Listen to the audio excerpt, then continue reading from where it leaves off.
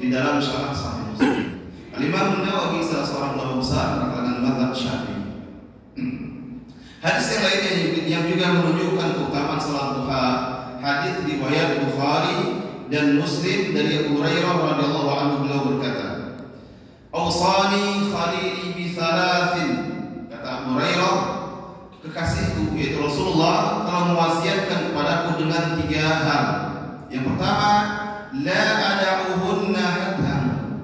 Kata Abu Hurairah, Rasulullah telah mewasiatkan kepadaku 3 hal yang saya tidak meninggalkannya sampai saya meninggal, sampai saya wafat. Jadi ada 3 perkara, 3 amalan yang Rasulullah sampaikan kepada Abu Hurairah. Lalu kata Abu Hurairah, amalan tersebut selalu saya jaga, saya amalkan sampai saya wafat. Yang pertama, shaumu 3 ayyamin min kulli syahr. Puasa 3 hari dari setiap bulan. Sebagian ulama mengatakan ini yang disebut dengan puasa ayyamul bid, tanggal 13, 14, dan 15. Sebagian lagi mengatakan puasa sunnah apa saja silakan, selama itu 3 hari dalam setiap bulan maka mendapatkan keutamaan yang luar biasa. Kemudian juga perkara kedua yang tidak ditinggalkan oleh sahabat ini, salat duha. Salat duha. Jadi sahabat ini mengatakan Rasulullah mewasiatkan kepadanya dengan 3 amalan dan saya tidak tinggalkan sampai saya wafat. Puasa 3 hari setiap bulan, kemudian salat duha, kemudian bi'anla wa naumin al-witrin. Kemudian tidur dalam keadaan sudah salat witir. Apa maksudnya? Maksudnya menjaga salat witir. Kalau seandainya sulit bangun, maka segerakan witirnya.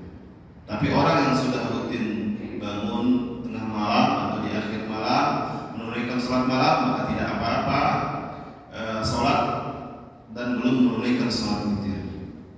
Begitu ditekankannya ibadah sunnah ini, sampai-sampai di antara salat sunnah yang tidak ditinggalkan oleh Rasulullah meskipun dalam keadaan safar adalah salat witir. Ada beberapa ibadah sunnah yang dijaga oleh Rasulullah meskipun dalam keadaan safar. Salat witir, kemudian juga salat sunat sebelum fajar, sebelum subuh. Sebagian ulama mengatakan salat duha juga, karena Rasulullah ketika berada di Mekah, menaklukkan kota Mekah, menunaikan salat duha 8 rakaat. Ya. Itu menunjukkan ibadah-ibadah yang spesial, yang luar biasa. Adapun salat sunnah rawatib, Rasulullah ke dalam keadaan safar tidak menunaikannya. Dalam keadaan safar, dalam perjalanan jauh beliau tidak menunaikannya.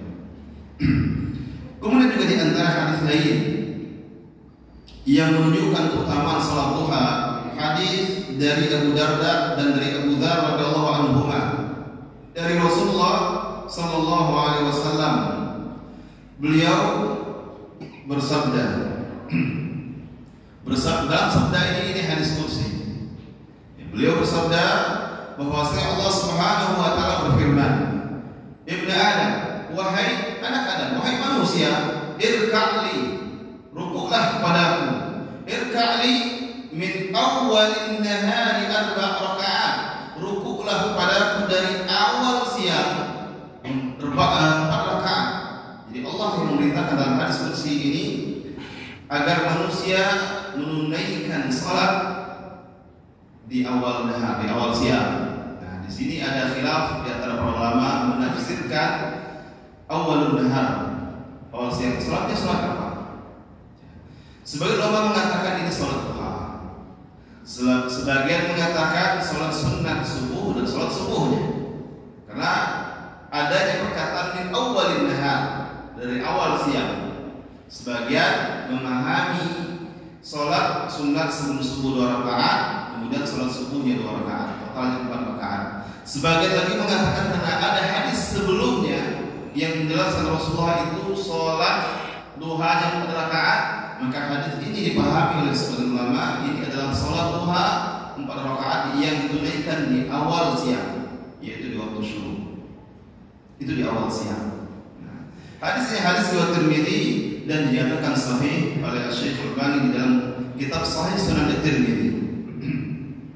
Kemudian hadis yang lain, banyak hadis yang kita baca, beberapa hadis hadis saja. Hadis yang keempat, hadis riwayat Ibnu Khuzaimah dari Abu Hurairah radhiyallahu anhu, beliau berkata, telah bersabda Rasulullah sallallahu alaihi wasallam, la yuhafidhu ala salat ad-duha illa awwab.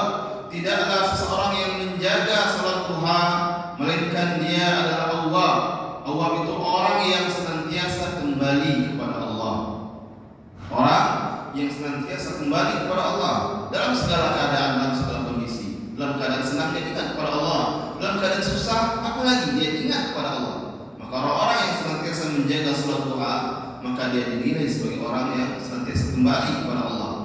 Lalu kata Rasulullah, wahia salatul awwabin. Salat duha itu adalah salat orang-orang yang senantiasa kembali kepada Allah. Nah, ini menunjukkan keutamaan salat duha, karena orang-orang yang senantiasa kembali kepada Allah memiliki kedudukan yang khusus di sisi Allah Subhanahu wa taala. Maka barang siapa yang menjaga salat duha, salah satunya dia pun mendapatkan kedudukan orang-orang yang awwabin, yang senantiasa kembali kepada Allah Subhanahu wa taala. Kemudian hadis yang kelima atau yang terakhir yang kita baca di subuh hari ini. Jam berapa masuk ke subuh pagi hari ini? Enam 6:26, cukup lama ya. Cukup lama. Hadis yang kelima dari Anas bin Malik radhiyallahu anhu, dari Nabi sallallahu alaihi wasallam, beliau berkata, man shallal ghadata fi jamaah. Nah, ini dalil yang khusus berkaitan dengan salat syuruk. Man shallal ghadata fi jamaah. Barang siapa yang salat subuh bersama jamaah di masjid. Barang siapa yang salat subuh bersama jamaah, thumma qa'ada yadhkurullah, kemudian dia tetap berada di masjidnya, duduk berzikir kepada Allah. Mungkin muncul pertanyaan, Ustaz, kalau seperti kita ini apakah termasuk berzikir kepada Allah? Majelis ilmu itu adalah salah satu majelis zikir. Majelis ilmu adalah salah satu majelis zikir. Jadi zikir di sini tidak hanya zikir dengan melantunkan lafaz-lafaz zikir, tapi bisa membaca Quran, itu seutama-utama zikir. Kalau sedang ada majelis ilmu, duduk di majelis ilmu, mendengarkan ilmu, diajarkan, itu majelis zikir, majelis ilmu. Oleh karena itu dalam Al-Quran Allah berfirman, fas'alu ahla dzikri in kuntum la ta'lamun. Maka bertanyalah kepada ahlu dzikir. Apa tafsiran ahlu dzikir? Ahlul ilmi. Bertanyalah kepada ahlul ilmi, kepada ulama, kepada orang yang berilmu, jika kalian tidak mengetahui dalam satu perkara. Maka salah satu makna majelis zikir juga majelis ilmu. Rasulullah mengatakan, man shallal ghadata fi jamaah. Barang siapa yang salat subuh bersama jamaah, thumma qa'ada yadhkurullah hatta tatlu asy-syams. Kemudian dia duduk berzikir kepada Allah sampai terbit matahari. Kalau waktu subuh itu terbit fajar. Nah, kira-kira sejam setelah subuh, rata-rata 1 jam setelah subuh, itu terbit mataharinya. Sedangkan waktu syuruk itu dilebihkan, sebagian ulama mengatakan dilebihkan sekitar 1/4 jam dari terbitnya matahari, itu 20 menit. Kenapa? Untuk menghindari waktu terlarangnya sholat. Karena pas matahari terbit itu adalah ketika matahari berada di tangan syaitan, dalam beberapa hadis disebutkan. Kemudian juga adalah salah satu waktu yang diagungkan oleh para pemuja-pemuja syaitan. Jadi menghindari hal-hal tersebut, maka diakhirkan sekitar 15 menit atau 20 menit. Maka wajar mungkin waktu syuruk dicantumkan 6.25, karena perkiraan terbitnya matahari jam 6 atau jam 6.25, maka dilebihkan sekitar 15 menitnya, sekitar 6.20, 6.25 waktu syuruk.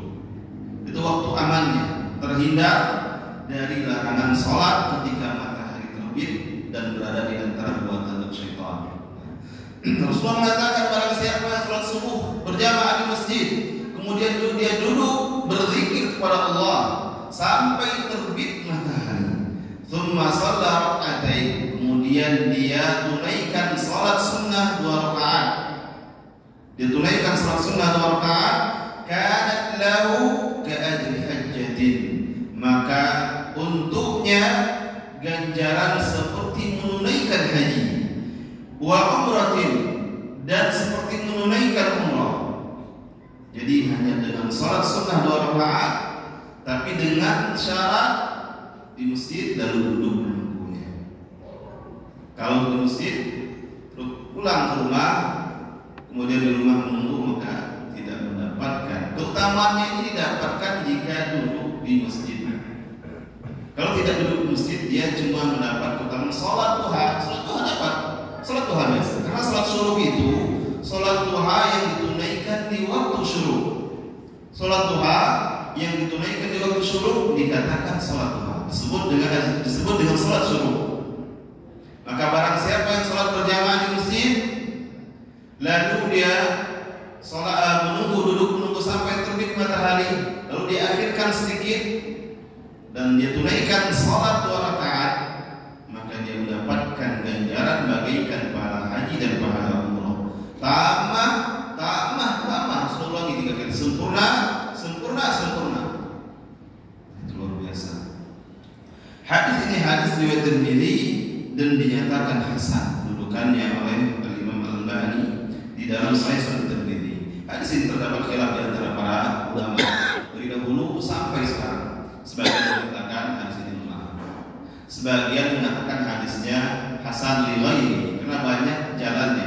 Hadis ini hadis yang banyak diriwayatkan dengan sanad yang bermacam-macam, walaupun hampir semua sanadnya terdapat aibnya, terdapat titik lemahnya. Akan tapi beberapa ulama menyatakan hadis ini terangkat derajatnya dari hadis lemah yang awalnya tidak boleh dijadikan dasar, maka terangkat menjadi hadis hasan. Kalau hasan secara bahasa kita artinya bagus atau baik. Hasan di ghairi, terangkat dia menjadi hasan karena banyaknya jalur hadis ini.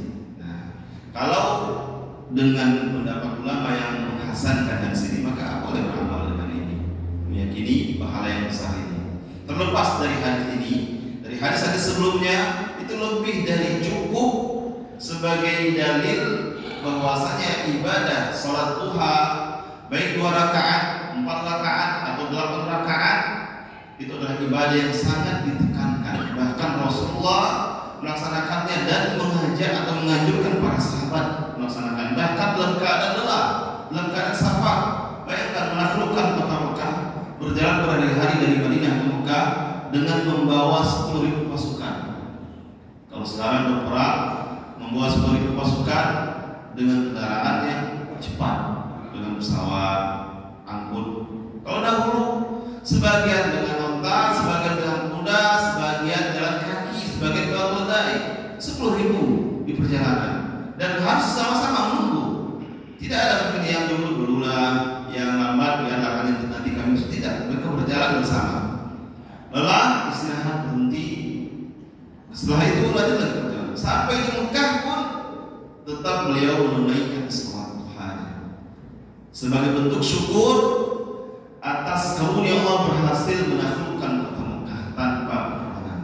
Nah, dari situ para ulama dan juga sahabat-sahabat dahulu mengambil kesimpulan salat yang dilakukan oleh Rasulullah itu salat duha, tapi dilakukan di waktu penaklukan kota. Oleh karena itu beberapa sahabat yang lain ketika menaklukkan kota-kota yang lain dalam peperangan, mereka menunaikan sunnah ini, salat duha 8 rakaat ketika menaklukkan kota-kota tersebut. Ini semuanya menunjukkan keutamaan luar biasa.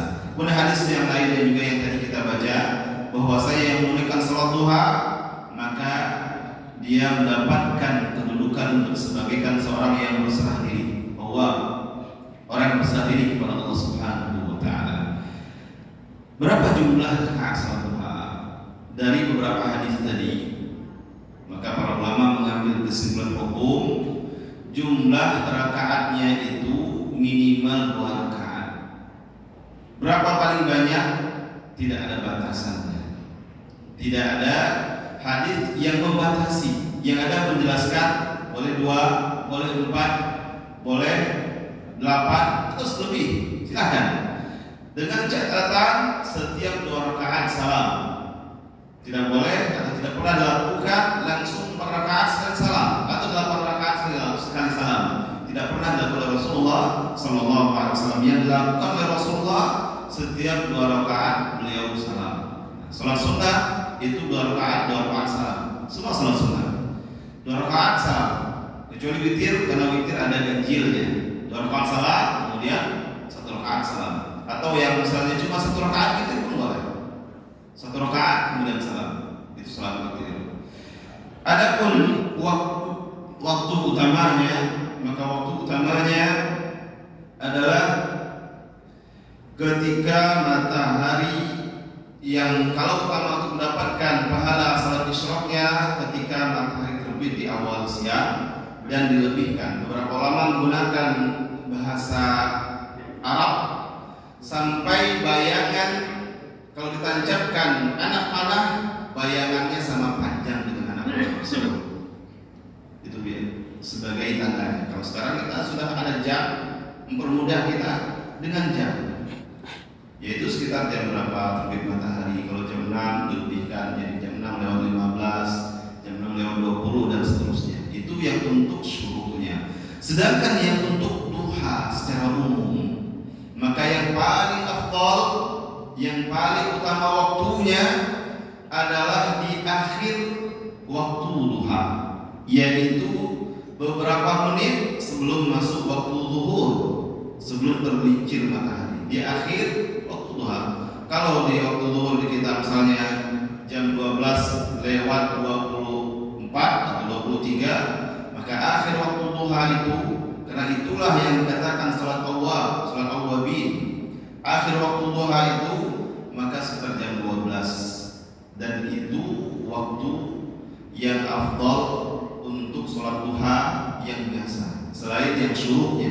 Jadi ada 2 yang utama.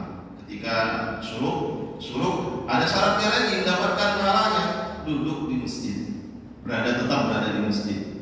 Mungkin akan bertanya ibu-ibu kita yang sibuk menyiapkan makan siang pagi kita, kami dapat tak Ustaz pahalanya? Insyaallah dia berada di masjid. Ya, semoga dia tetap, apalagi dia dalam rangka mempersiapkan hidangan untuk semua tamu Allah yang ada di masjid ini. Semoga tetap mendapatkan pahalanya. Apalagi setelah selesai menghidangkan, lalu masuk waktu syuruq, waktu duha, tetap ikut menunaikannya. Semoga mendapatkannya. Adapun yang Allah yang mendapatkan pahala orang-orang yang bersandar kepada Allah itu di akhir waktu duha, menjelang masuk waktu zuhur. Ini yang mendapatkan pahala bagaikan orang-orang yang kembali kepada Allah Subhanahu wa taala. Baik, ada terjawab? Kita bersama. Ya, beberapa menit ke depan, sekarang sudah jam 6:10.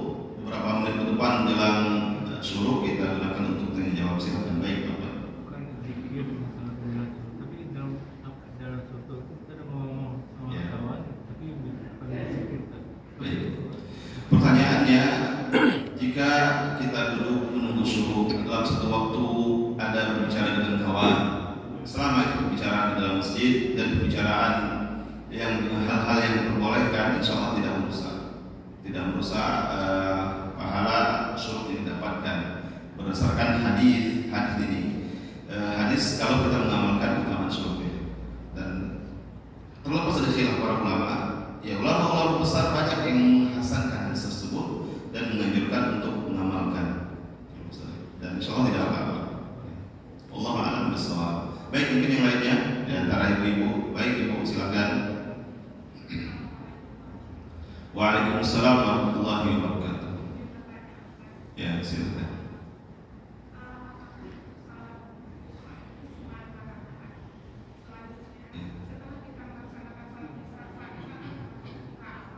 Ya. Baik. Pertanyaan dari ibu kita, apakah sholat syuruq itu hanya 2 rakaat? Ya. Kemudian, apakah setelah selesai sholat syuruq pulang kembali ke rumah, bolehkah menunaikan sholat duha lagi? Nah, baik, sholat syuruq itu adalah sholat duha, dan semua hadis yang menjelaskan tentang syuruq semuanya 2 rakaat. Ya, semuanya 2 rakaat. Barang siapa yang setelah menunaikan salat syuruk, berarti dia telah menunaikan salat duha, maka tidak perlu lagi pulang ke rumah menunaikan salat duha kembali. Sudah cukup dengan salat duha yang ditunaikan di waktu syuruk. Jadi salat syuruk itu salat duha yang dilaksanakan di waktu syuruk. Syuruk itu waktu matahari terbit. Nah, itu dia yang namanya salat syuruk. Wallahu a'lam bishawab. Baik. Bapak-bapak, salat sunat Isra. Isra ini apa maksudnya? Israq. Salat Isra itu penggunaan bahasa sama.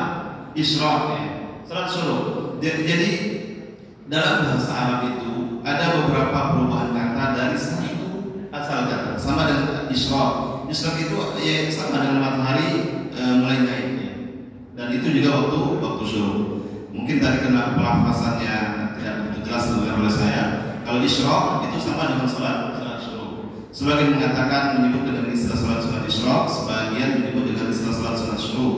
Nah, ini dua penamaan yang sama untuk satu ibadah. Salat duha, salat Isra, salat syuruk itu sama. Ya, wallahu a'lam bishawab. Mungkin ada pertanyaan yang lain dari bapak-bapak, dari ibu-ibu banyak, masya Allah, bersemangat. Silakan yang paling depan dekat yang terlebih dahulu. Waalaikumsalam warahmatullahi wabarakatuh. Menanyakan Ustaz, apakah untuk kaum ibu apakah boleh sholat syuruk itu di rumah? Ya, baik. Pertanyaannya, apakah untuk kaum ibu boleh sholat syuruk itu di rumah? Yang namanya sholat syuruk berdasarkan hadis, karena kita berbicara agama berdasarkan dalil, semua hadisnya mengatakan yang sholat jamaah di masjid, kemudian menunggu sampai matahari terbit waktu syuruk, lalu dia sholat. Bagaimana bagi para ibu-ibu yang ada di rumah? Di dalam hadis-hadis yang lainnya, Rasulullah menegaskan bahwasanya seorang wanita itu tempat paling utamanya adalah di rumah. Maka dia akan mendapatkan keutamaan yang lebih, yang Allah pun rahasiakan sampai tidak disebutkan ada ibadah-ibadah atau ada keutamaan-keutamaan dalam rangka suatu hikmah yang Allah rahasiakan, tidak sebutkan pahala. Ini menunjukkan, para ulama mengatakan ini menunjukkan pahala yang sangat besar yang Allah sediakan. Akan tapi jika dia niatkan sholat duha dan semoga mendapatkan pahala seperti laki-laki yang diberikan kesempatan ke masjid, atau seperti ibu-ibu yang juga berangkat bersama suaminya, keluarganya ke masjid sholat duha waktu syuruk, semoga dia juga mendapatkannya. Bahkan lebih dari itu tentunya yang diharapkan bagi wanita-wanita yang tetap berada di rumah. Akan tapi banyak hadis yang mengatakan la tamna'u ima'akum an masjid, jangan larang wanita-wanita kalian dari masjid. Maksudnya apa? Kalau memang ibu-ibu mau ke masjid, para suami tidak boleh melarang istrinya. Para suami, apalagi kalau suami yang memang juga rajin ke masjid, suami istri mau ikut, maka berangkat bersama. Dan tentu diingatkan, misalnya tetap menjaga adab-adab sebagai seorang muslimah ketika ke masjid. Baik. Pagi hari ini karena waktu syuruk itu suara peringatan pemberitahuan waktu syuruk bukan matahari ya. Karena di depan jam masih belum ini, saya dari tadi melihat ke handphone ya. Dari tadi saya melihat ke handphone ini, melihat jam sebenarnya. Khawatirnya terlalu lambat, terlalu banyak yang tersampaikan, sudah terlewat, sebenarnya sudah gelisah nih, lontong sudah mulai dingin. Baik, masih ada pertanyaan lain? Baik, silakan Ibu. Ya. Waalaikumsalam warahmatullahi wabarakatuh. Ya. Ibu yang mana? Tadi di belakang, saya kira yang di belakang. Baik, setelah ibu ini mungkin yang di belakang. Assalamualaikum warahmatullahi wabarakatuh. Waalaikumsalam warahmatullahi wabarakatuh. Ya. Kalau bapak-bapak wajib ke masjid sholat, pahala dikasih sama Allah. Sedangkan perempuan rajin sholat, tapi suami tidak sholat ke masjid. Bagaimana? Assalamualaikum warahmatullahi wabarakatuh. kehidupan rumah tangga. Jadi masya Allah, ibu yang bertanya, kalau lihat usia sudah seperti ibu bagi saya, bukan mengajarkan orang tua maksudnya, tapi mengajarkan dari sudut pandang agama. Dalam kehidupan rumah tangga, tentu di situ ada ta'awun 'alal birri wat taqwa, saling tolong menolong dalam kebaikan dan takwa. Ketika dalam satu rumah tangga ada anggota rumah tangga, anggota keluarga yang lalai, maka kewajiban anggota yang lainnya untuk saling mengingatkan. Bahkan tadi kita baca hadisnya bernilai sedekah. Al-amru bil ma'ruf itu sedekah, nahi anil munkar sedekah, mengajak yang baik sedekah, mencegah yang munkar sedekah, mengajak keluarga kita, baik itu siapapun keluarga kita, itu suami atau istri atau anak-anak atau mungkin yang masih tinggal bersama kita, adik-adik kita, kewajiban sesama orang yang ada di rumah tersebut saling mengingatkan agar sholat. Suami yang masih malas-malasan sholat, tentu istri yang sudah rajin sholatnya, terjaga 5 waktu di awal waktu, punya kewajiban untuk mengingatkannya. Kenapa? Karena dalam Islam itu tidak ada konsep terserah kamulah, tidak ada. Setiap muslimah yang melihat kemungkaran yang ada di hadapannya wajib untuk mencegah dan mengingkarinya. Jadi kalau sebagai orang yang kadang diingatkan, uruslah masing-masing, itu salah dalam Islam. Dalam Islam itu kita harus mengajak orang lain juga kepada kebaikan yang sama seperti kita. Kalau kita merasa kita dalam keadaan yang baik nih, rajin sholat, kita ajak keluarga kita. Karena Rasulullah mengatakan dalam hadis sahih, la yu'minu ahadukum hatta yuhibba li akhihi ma yuhibbu li nafsihi. Salah seorang di antara kalian tidak beriman dengan iman yang sempurna, belum ada sempurna keimanannya, sampai dia mencintai untuk saudaranya kebaikan yang juga dia sukai yang ada pada dirinya. Dia suka kalau dia rajin sholat, mendapatkan pahala dari Allah, ajak juga, ajak suami, ajak anak, atau kalau dia suami, ajak istri dan anak-anaknya, agar sama-sama masuk surga. Jadi yang dilakukan si istri, maka wajib dia untuk mengajak suaminya, mengingatkan suami, Anda mau bersabar dan banyak berdoa kepada Allah. Jangan berputus asa. Tetap senantiasa diajak, diingatkan. Apalagi kalau sudah sekian lama berumah tangga, tentu saling mengenal karakter masing-masing. Kapan moodnya suami untuk diajak berbicara, mengingatkannya. Kemudian bersabar dan berdoa. Itu perlu dalam berdakwah. Biasanya tantangan paling berat dalam berdakwah itu ke keluarga. Kita kalau membaca kisah para nabi, tantangan terberat dalam berdakwah itu keluarga. Lihat Nabi Ibrahim, tantangan terberat dari ayahnya. Kemudian Nabi Nuh dari anaknya, Nabi Lut dari istrinya, Nabi Muhammad dari pamannya. Begitu kadang susah kita untuk mengajak keluarga. Lebih mudah kita berbicara kepada orang lain. Di situ butuh sabar dan jangan lupa doa. Karena hidayah dari Allah, mintakan kepada Allah agar Allah bukakan pintu hati keluarga-keluarga kita yang masih mungkin malas-malasan untuk menaikkan ibadahnya kepada Allah. Nah, itu beberapa penjelasan atau jawaban yang bisa saya sampaikan dalam masalah ini. Wallahu a'lam bishawab. Terakhir, ibu kita tadi sudah berulang kali angkat tangan. Ini pertanyaan terakhir ini, Pak. Silakan pakai mikrofon, Ibu.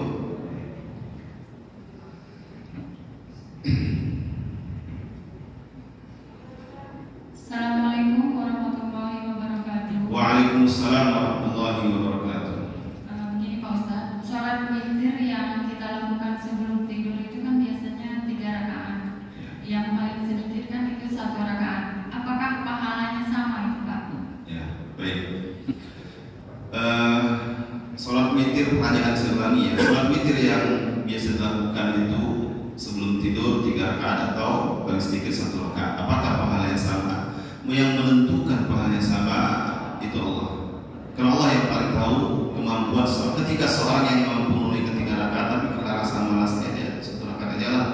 Nah, berbeda dengan orang yang dia sengaja tunaikan 3 rakaat, kembali kepada niat bersama menentukan, kepada Allah juga yang menentukan. Sama atau tidaknya Allah alam, tapi Allah yang menentukan berapa pahala yang didapatkan oleh setiap orang. Tapi sudah diberikan acuan patokan pahalanya berapa misalnya. Ada tentang sholat witir, saya tidak hadir hari ini atau pagi ini ingatan saya berapa pahalanya, bagaimana keutamaan yang khususnya. Tapi beberapa contoh contoh dalam ibadah-ibadah yang lain. Beberapa contoh ibadah yang lain tentang keutamaan-keutamaan sholat. Setiap orang yang menunaikan walaupun dengan tata cara yang sama, maka tapi dia berbeda mendapatkannya. Yang menentukan antara si A dan si B ini pahalanya berapa itu siapa? Allah yang tahu. Tapi kita akan merasakan seperti itu. Tidak mungkin sama sholat antara orang yang satu dengan yang lainnya. Boleh jadi contoh yang sering saya sebutkan. Contoh saja kekhusyukan hati di dalam sholat. Sama-sama duduk berdiri di belakang imamnya sama, bacaan yang benar sama.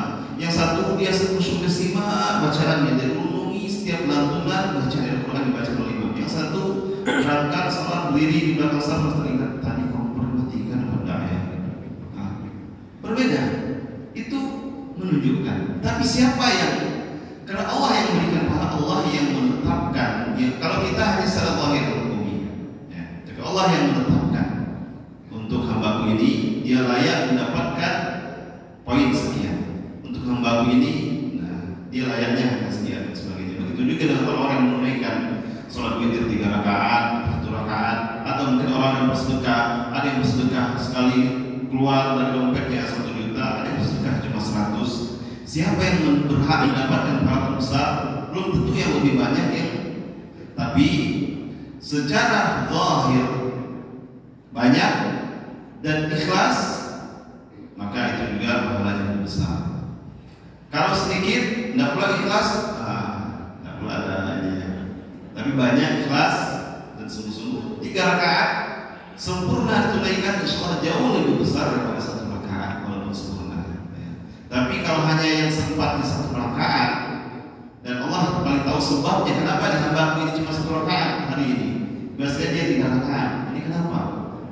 Misalnya waktu, ya atau dia lelah dari perjalanan jauh, dia hanya moodnya hanya 1 rakaat, baru saja sampai rumah bersih-bersih badan, kemudian sebelum tidur dia sholat dulu, sempatkan sholat 1 rakaat. Allah Maha tahu berapa pahala yang diberikan untuk hamba tersebut. Ya. Jadi Allah a'lam besar. Yang pasti keduanya mendapatkan keutamaan insyaallah. Baik, pagi hari ini cukup sampai di sini. Semoga apa yang kita pelajari di pagi hari menjadi ilmu yang bermanfaat untuk kita semuanya dan menjadi bagian dari pemberat amal sholat kita di sisi Allah Subhanahu wa taala. Mohon maaf atas segala kekurangan. Wabillahi taufiq wal hidayah. Wassallallahu wasallam ala nabiyina Muhammad. Wassalamualaikum warahmatullahi wabarakatuh. Waalaikumsalam warahmatullahi wabarakatuh. Syukur kesiran kepada Ustaz Abu Haris. Mudah-mudahan apa yang disampaikan dapat menambah keilmuan kita dan dapat kita terapkan dalam kehidupan kita. Kami informasikan juga kepada seluruh jemaah bahwasanya untuk kajian Sabtu petang itu akan dibawakan oleh Al-Ustaz Muhammad Khairi LC. Juga kami informasikan kepada seluruh jemaah bahwasanya insya Allah pada hari Ahad pekan depan kita akan mengadakan pelatihan jenazah. Juga kita tetap bersemangat untuk pengadaan ambulan. Alhamdulillah untuk infak ambulan kita sudah terkumpul 70 juta. Jadi tetap kita akan meneruskan keinginan kita untuk mendapatkan masjid kita memberikan pelayanan kepada masyarakat. Juga bagi bapak-bapak, ibu-ibu yang akhwat yang mempunyai niat untuk pelatihan jenazah pada Ahad depan tanggal 6 insyaallah 6 Agustus yang akan dibawakan oleh Al-Ustaz Rahmat Margolang MA. Jadi mari sama-sama kita menyisihkan waktu kita untuk menambah kualitas diri kita, menambah keilmuan kita tentang agama kita. Mudah-mudahan ini tetap bermanfaat dan dapat membawa kita jalan menuju surga Allah. Mungkin ini yang dapat kami sampaikan pada kesempatan kali ini. Lebih dan kurang mohon maaf. Wabillahi taufiq wal hidayah. Assalamualaikum warahmatullahi wabarakatuh. Waalaikumsalam. Oh, jam 9:30. Itu insya Allah dari pagi, dari 8:30 sampai jam 9:00. Nanti kami kasih informasinya dulu. Nanti kami kasih informasinya. Informasi tertulis ini baru penyampaian. Mudah-mudahan Allah Subhanahu wa taala memberikan kelapangan waktu bagi kita. Wassalamualaikum warahmatullahi warahmatullahi wabarakatuh.